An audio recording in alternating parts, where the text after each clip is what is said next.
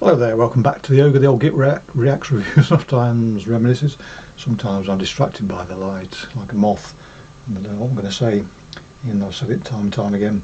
Anyway, where am I? Yes, Diabolus Mecum Semperterne, is it saying? About my glasses, I can't really tell. I can. I'm just making excuses in case I've got the name wrong. But one of a couple of albums I brought from, is it Terratura? I can't never pay attention to label names, but this and Misotheist, something like that. I bought of late. The latter I'll be doing at some point, but today we're doing this. So we're all into full waffle mode, so let's just crack on.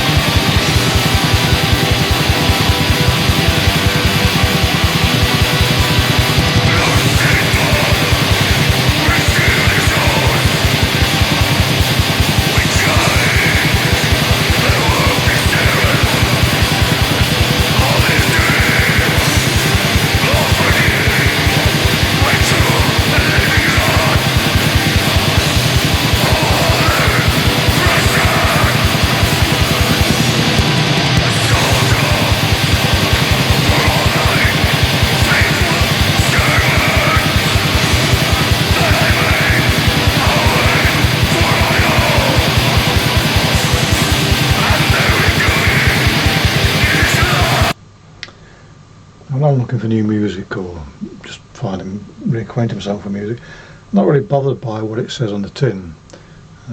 It's not until you actually click on a track and listen that you can be fully sure what you're going to be listening to, certainly nowadays. So when I saw this album cover, I did what I normally do, which is ignore it completely and just click on the sample track that was on Bandcamp. It occurred to me in not too short a time that this music, it perfectly encapsulates its album cover, which isn't always the case. It's already in an hour and a half, in 1.5 minutes, enough. I've heard enough to be able to be totally in sync. If that was a moving image on the album, it'd be a perfect soundtrack to it. A clue sometimes is in the name, and diabolical, you certainly get the sense of it. There's something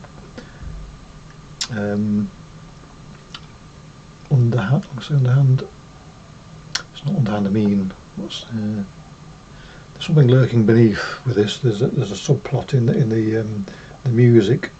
It's working on two levels for me. There's the obvious in-your-face low vocals and speed and the guitar stuff, but the bass is almost plotting against everything beneath. It's whispering at you, suggesting foul things, suggesting that you do foul things,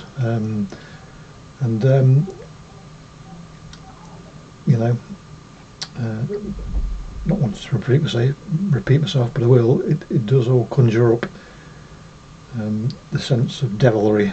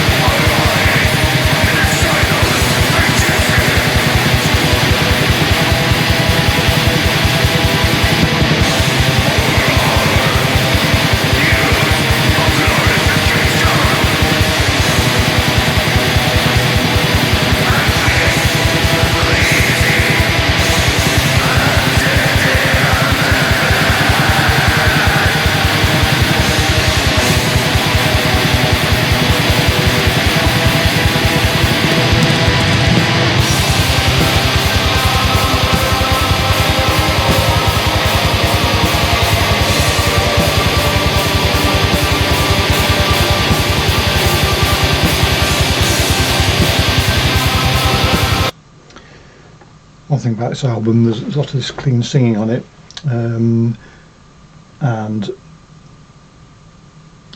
they don't fall in, I'm just going to call it a trap, but they don't do what a lot of the bands do that use this form of monk chanty singing. Insofar as it ain't monk chanty, it's clean singing without it being that Gregorian style that so many people use, to the point now where it's, you know, you perhaps rail against it rather than appreciate it. So the point I'm making, I suppose, is that the clean singing here has that religious, and of course clean singing with diabolical music is nothing new, but sometimes the message may be confused insofar as the contrast. What does the clean singing represent? Here I can envisage perverse beings singing this way, rather than the, as I say, more typical Gregorian chanty stuff, which does bring up monks more than anything else. This doesn't really do so. What else was I going to say? Yes, they also employ one of my favourite techniques in any music, really, is any fast music, and that is amongst the tumult is a slow melody, which just provides that, you know, the contrast between the fast music and itself. It just provides emphasis, I suppose, and never goes amiss, really. But the thing, as with all the music, and probably, you know, you'll be no different to me, it is the sound of the music that counts, and the atmosphere, the sound of this album as a whole is tipping it certainly into my top 5 of the year so far. Not that I ever do year-end lists or anything, but of what I've heard this year, this is certainly up amongst the best.